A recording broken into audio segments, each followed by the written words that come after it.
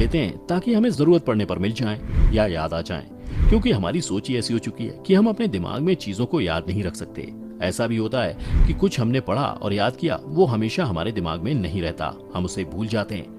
इसलिए हम उसको अपने मोबाइल या कंप्यूटर मेमोरी में सेव करके रख लेते हैं। सच्चाई तो ये है कि हमने खुद को टेक्नोलॉजी यानी कंप्यूटर और मोबाइल पर खुद को निर्भर बना लिया है और मान लिया है कि हमें कुछ याद रहे ना रहे, लेकिन कंप्यूटर, मोबाइल और रोबोट को सब कुछ याद रह जाता है। इस तरह हमने टेक्नोलॉजी को अपने दिमाग से ज्यादा ताकतवर मान लिया, लेकिन ऐसा बिल्कुल नहीं है, क्योंकि इन सबको बनाने वाला भी तो इंसानी दिमाग ही है। जिसने इन सबको बनाया है वो भी इंसान ही है, और जो आज इन्हें अपडेट कर रहा है वो भी इंसान ही है।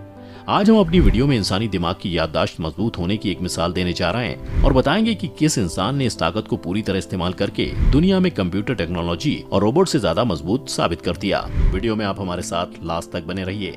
जी हाँ दोस्तों, हम बात कर रहे हैं हमारे देश भारत के ही महान पुरुष स्वामी विवेकानंद जी की, जिनके बारे में भारत ही नहीं दूसरे देशों के लोग भी जानते हैं और लोग उनकी तेज याददाश्त पर भी हैरान भी होते हैं। विवेकानंद जी के बारे में एक बात बहुत मशहूर है कि वो मोटी से मोटी किताब को भी बहुत जल्दी पढ़ लेते थे और उसको एक एक शब्द करके याद भी कर लेते थे। बात उस वक्त की है जब विवेकानंद जी देश विदेश में घूमने के लिए निकले हुए थे। उनके साथ उनके गुरु भाई भी थे।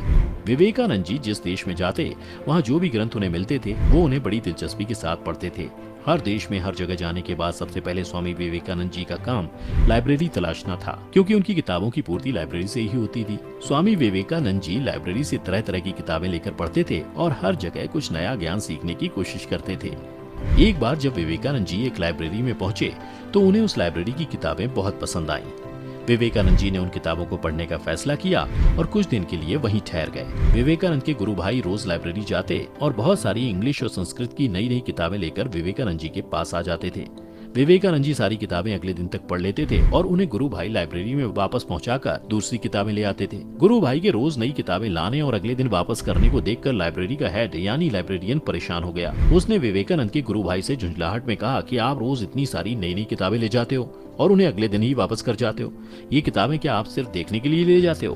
अगर आपको किताबें देखने का इतना ही शौक है तो मैं आपको सारी किताबें यहीं दिखा देता हूँ। आप रोज रोज किताबों का इतना सारा बोझ उठाने से भी बच जाएंगे। वैसे भी आपका रोज इतनी किताबें ले जाना और अगले दिन वापस करना एक सज्जन व्यक्ति को शोभा नहीं देता। लाइब्रेरियन की ये बातें सुनकर विवेकानंद जी के गुरु भाई ने लाइब्रेरियन को बड़ी गंभीरता से जवाब दिया और कहा कि जैसा आप सोच रहे हैं ऐसा बिल्कुल नहीं है। हमारे गुरु विवेकानंद जी इन सारी किताबों को बड़े ध्यान से पढ़ते हैं और सारी किताबें पढ़ने के बाद ही उन्हें मैं वापस यहाँ लाता हूँ। लाइब्रेरियन इस बात को सुनकर हैरान हो गया और उसने कहा कि अगर आपके गुरु ऐसे हैं तो मैं उनसे एक बार मिलना चाहता हूँ। अगले दिन लाइब्रेरियन ने स्वामी विवेकानंद से मुलाकात की। विवेकानंद जी ने कहा कि आप हैरान ना हो, मैंने आपकी लाइब्रेरी से लाई गई सारी किताबों को न सिर्फ पढ़ा है बल्कि वो सारी किताबें मैं आपको बिना देखे सुना भी सकता हूँ। विवेकानंद जी ने लाइब्रेरी को वापस की गई कुछ किताबें लाइब्रेरियन के हाथ में दी और किताब में मौजूद खास बातों को बिना देखे लाइब्रेरियन को सुना दिया। लाइब्रेरियन हैरत में पड़ गया। फिर लाइब्रेरियन ने उनकी इतनी तेज याददाश्त का रहस्य जानना चाहा।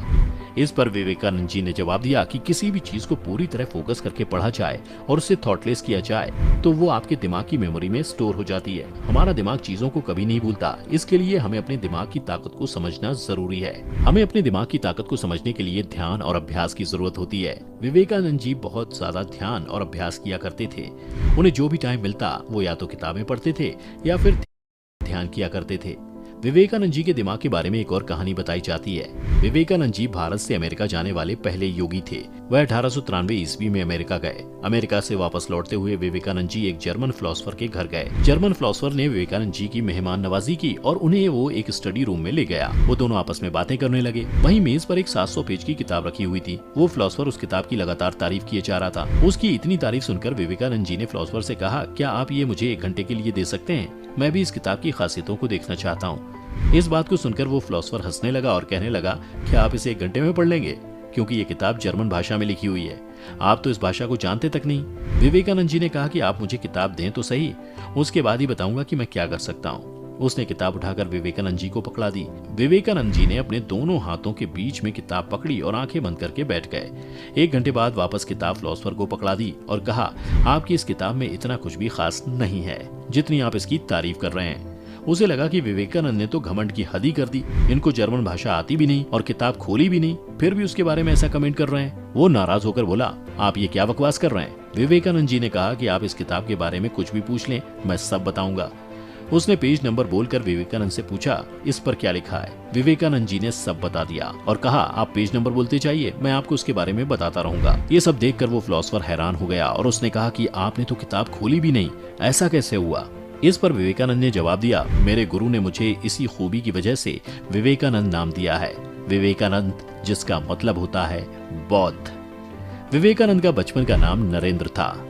विवेकानंद उनके गुरु का दिया हुआ नाम था। विवेकानंद जी गुरु का बहुत आदर किया करते थे और उनके गुरुजी उनसे बहुत ज्यादा प्रेम करते थे और उनकी इसी कला ने उन्हें पूरी दुनिया में वो पहचान दिलाई जो उनके इस दुनिया से जाने के बाद आज भी बरकरार है।